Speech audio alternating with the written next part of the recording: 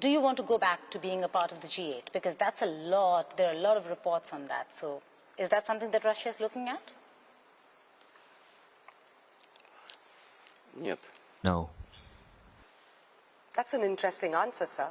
You're very clear about that. Well, yes. The thing is,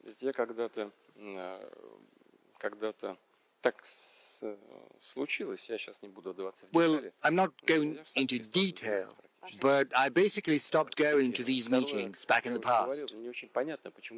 That's the first thing. Secondly, I can hardly understand why countries of the G7 call themselves G7, you know, in Russia it's called G like for great, big. The thing is, India's economy in purchasing power ranks third.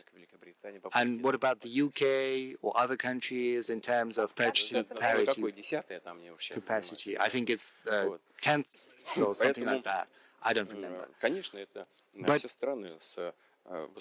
yes, these countries have a high-tech economy with a very solid foundation, which is still very much there, even though their share and the world economy is shrinking year in, year out,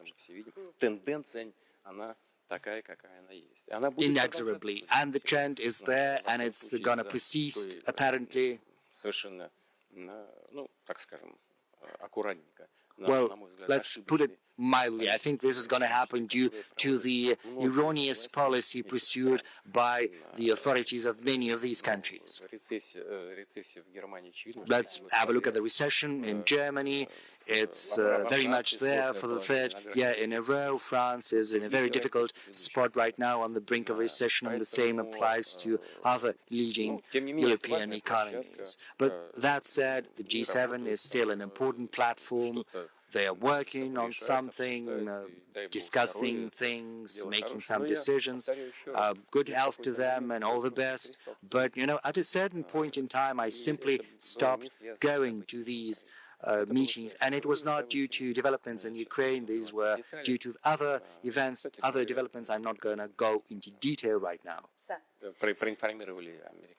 And, you know, we informed our American counterparts on that. And Sir, you informed them in this meeting, during this meeting?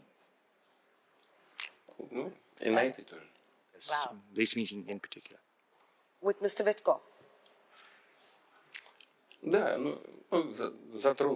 Yes, we mentioned this topic. Oh, that's a very important aspect to it. But you have visited China. Think? Well, I don't think that is that important, but if you think so. Okay, sir. So coming back to, no, I just want to put it in perspective before we go ahead. So you're just telling us that in your recent meeting with Mr. Witkoff, it was offered to you that you could make it back to G8, and you categorically said that you are not interested. Okay, sir. No, this topic simply came up. You know, I had explained it to Mr. Witkoff why I had stopped visiting G8 meetings in the past. Well, there was no proposal.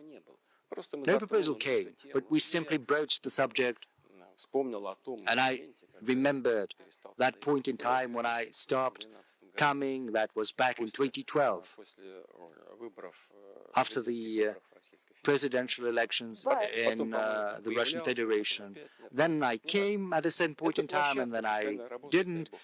Well, it's a platform. Okay, very well, let it work further. But, you know, other big associations are coming up, like BRICS, the SCO, and the G20 is still active, and we are participating in all of these formats. We don't have any objections against all of that. But, you know, let's have a look at another aspect. What is the current state of affairs in relations between Russia and the EU? They're not normal. So imagine I go to the G8. How am I supposed to be talking to the members of the G8 if they don't want to talk to me? What am I supposed to do there? Well, we'll probably talk about that later.